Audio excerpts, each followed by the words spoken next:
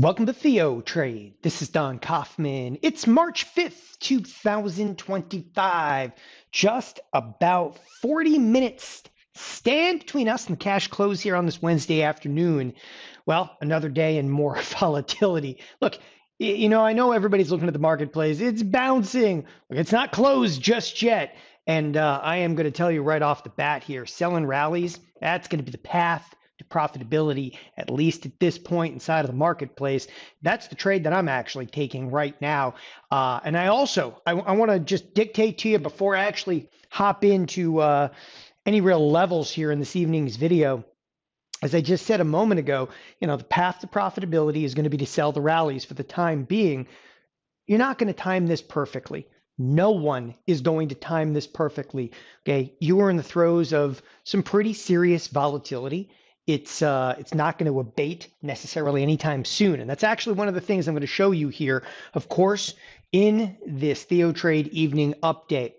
Let's get to it. So right now the S&Ps are up some 58 points. And, what do you say about a rally like this? First of all, it's only 1%, which is pretty negligible given the fact that, you just have to look back at like the last, 24 hours of trade. Some of the price action in here, because I know we're looking at, the S&Ps are up 60. It's unprecedented. Unprecedented. You want unprecedented? We're trading 58.73. A few minutes later, okay, we're trading 57.70. Oh, I don't know. What's 100 handles amongst friends? Then the marketplace closes and explodes back to the upside. This is some wild trade yesterday, no question about it. And today, the path has been uncertain at best. So yeah, we're up right now, but to really kind of break it down, I'm actually going to start with using the expected move. Look, in the midst of volatility like this, okay, you need to kind of slow yourself down a little bit. As I said a moment ago, you're not going to catch tops, you're not going to catch bottoms. So just get that crap out of your head right now. The other thing, okay, when possible, I would use spreads to find the risk. The spread, it's, buying one option, selling another option, it's going to offset a lot of the volatility exposure. But when I say slow stuff down, and I'm looking at a chart here inside of the SPX, and the reason I want to do this, I constantly want to give myself kind of orientation of where we are at versus the weekly expected move.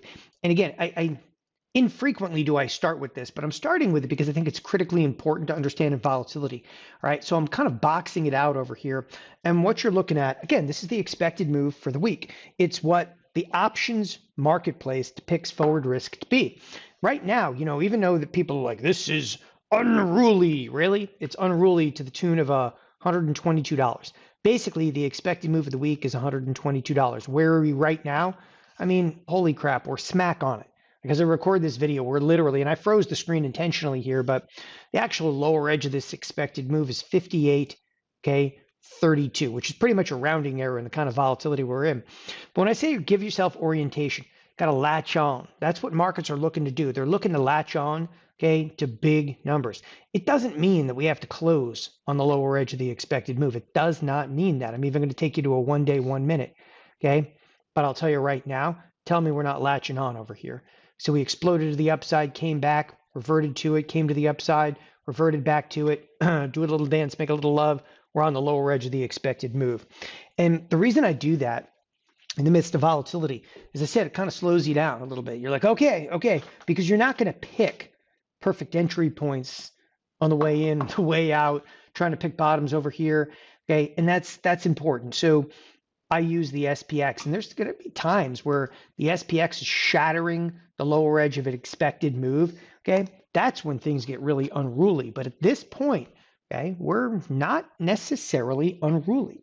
Okay, so let's move past that a little bit. Obviously, right now, if the market were at the end of the week, we were like, oh, it was unprecedented. It's not unprecedented. We did exactly what we're supposed to. We moved about 120, 122 points, which is what the expected move anticipated.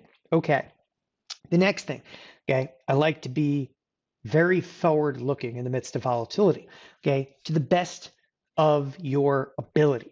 Now, what's the best of your ability? When I talk about forward looking in terms of volatility, okay, I'm not sitting here, okay, with a MACD or a Fibonacci or a Bollinger Band. I'm going to pull up a chart in the 200-day moving average in a moment. But before I get there, forward looking. when I say forward looking, I want you to go over to the trade tab here. I want you to pull up the SPX, and I want you to look out to the end of the week. Now, you got to be aware, we have a jobs number coming out at the end of the week. You still basically have $100 of expected move. So, in light of whatever you might think, and a rally back over here, listen, keep your helmet on, people. Okay, wear the big boy pants. You still have $100 of SPX movement. And I'm laughing about it because you're in this week, and the whole week had $122 of movement priced in, right? So this entire week, obviously, at the beginning of the week had this $122 of expected move priced in, but you basically still have $100 left, and you're already more than halfway through the week. So what are we saying over there? Oh, the best is yet to come. That's what I'm talking about with this crap looking forward. Like, not about the MACD and the Fibonacci, okay? Because markets are going to get a little irrational during volatility. And that's normal. That's why I say use spreads. Don't try to pick top. Don't try to pick bottoms, because it's going to get wild out there. Now, let's talk a little bit about today's rally. So it's a bit of a rally, obviously almost matching lows, 57.50-ish, okay? And that's big, it's bad, it's ugly.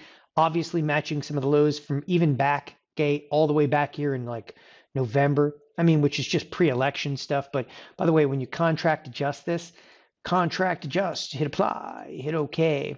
I just want you to see we did actually pierce some of the lows set in place previously. And there's a low like here in January 13th and another low all the way back to, again, early November. So we just reset any election gains. That's it. Okay. And of course, now everybody's like, oh, but we're bouncing over here. Look, the aspect about the rally back, and it's decent rally back, but the rally back tends to be the hallmark of volatility, right? And it just is.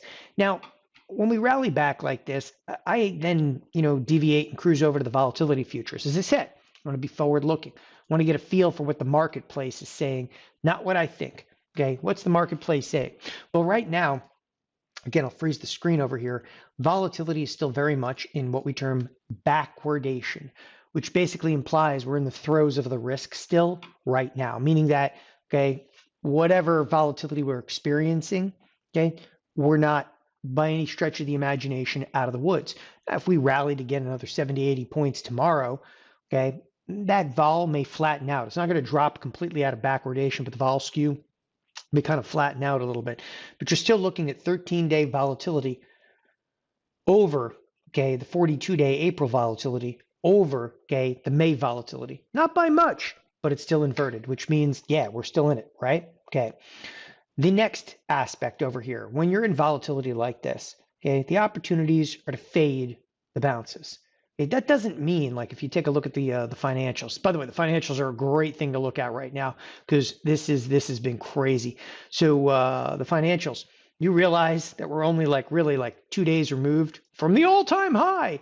When I talk about like fading bounces over here, I'm actually going to bring up the expected move.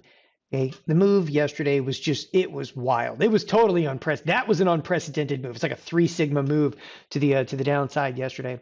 But if the financials continue to rip back, okay, another day or so, I'm fading them. And that basically means I'm going to actually take a bearish position. I actually did that in the EEM. Okay, I did this in the EEM, and the move in the EEM is fierce. I faded it today here, and they're like, oh, you're up here. You were so wrong. Wrong? Okay. I don't think I'm wrong. Maybe a little early, but it's volatility. Don't worry. The volatility, okay, it'll take care of the rest.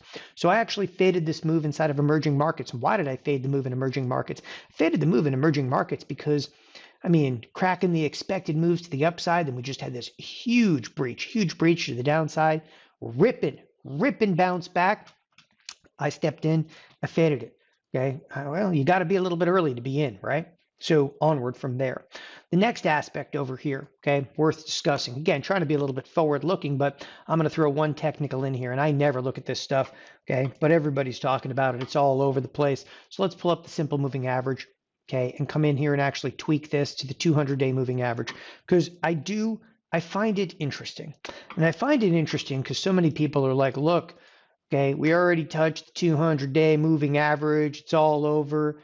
Okay, we did. We touched. Look, you touch down to the 200-day moving average. I would agree with that. But now I want you to pull up a 3-year chart.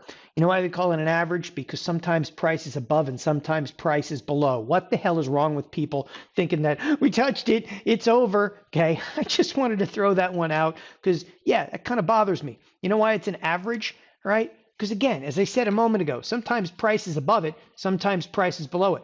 That's how you get an average. All right, I'm done. I'm good. Okay, I just had to get that one out. So when you're sitting here, prognosticating about what that future is going to look like, I'm sorry, but touching a 200-day moving average, great, beautiful spot for a bounce. Okay, best spot ever for a bounce. Don't think they're not going to sell this. Now, I think we're going to test well below that. One of the last aspects I want to bring up here. So I'm telling you to fade the bounces, fading in the EEM. I like I'm going to watch the financials very carefully. Hopefully they give me an opportunity to fade those. Individual tech stocks, okay, I'll be honest with you, they're not really bouncing. Okay, seriously, they're not really bouncing. So there's not like a lot of tech stocks other than maybe Microsoft. You're like, oh, Microsoft is definitely bouncing, no question about it, but it's not like hitting the upper edge of the expected move. This is still a pretty meager bounce overall. I mean, it is. It's just kind of a meager bounce. The last aspect that I would kind of want to give you a little bit of a warning sign on, look at the energy sector. Okay, the energy sector. Forget about expected moves for a second. Okay, something's deeply wrong here, and we're going to watch this very, very carefully. This actually could indicate an economic slowdown at this point. It's not just about back-to-back trading days to the downside. It's about energy as a whole kind of imploding a little bit around us. And get real specific over here, but if you open up like a 3-year chart, on a 3-year chart, you could have a nice, easy, straight shot down to at least the 80 handle inside of the XLE. And again, I'm actually currently still carrying one bullish position in energy. Happen to have a bullish position in ExxonMobil. Okay, it's probably dead and buried. Doesn't matter to me. It's defined risk. But now I'm actually looking at the XLE, and I'm like, this is a sign of real possible economic issues ahead. And I'm throwing this out here because this isn't trading. This is much more like, well, economic headwinds. You look towards something like the energy complex over here. All right, so last but not least, we'll end where we began, and that is back to the SPX. Why? Because look where we are, once again, right on. We're spot on, people. The lower edge of that expected move. What can you expect the remainder of this week? Well, undoubtedly volatility. As I said, there's still $100 of expected move packed into the remainder of this week. But even today, with 20, 25 minutes left on the clock over here, there is still plenty of time for price action to play out in here. Again, it's a 1% rally. I wouldn't be surprised at all to see the rally actually grip hold a little bit more. Can't forget, though, that jobs number, employment situation is coming out on Friday. And everything that comes out right now is being used as a wild catalyst. Anticipate more volatility, latch on to major levels, okay, and fade moves, people. Can't stress that enough. Selling rallies is the path to profitability at this point. Thanks, everybody, for joining us here at TheoTrade. Have a wonderful evening. Bye-bye.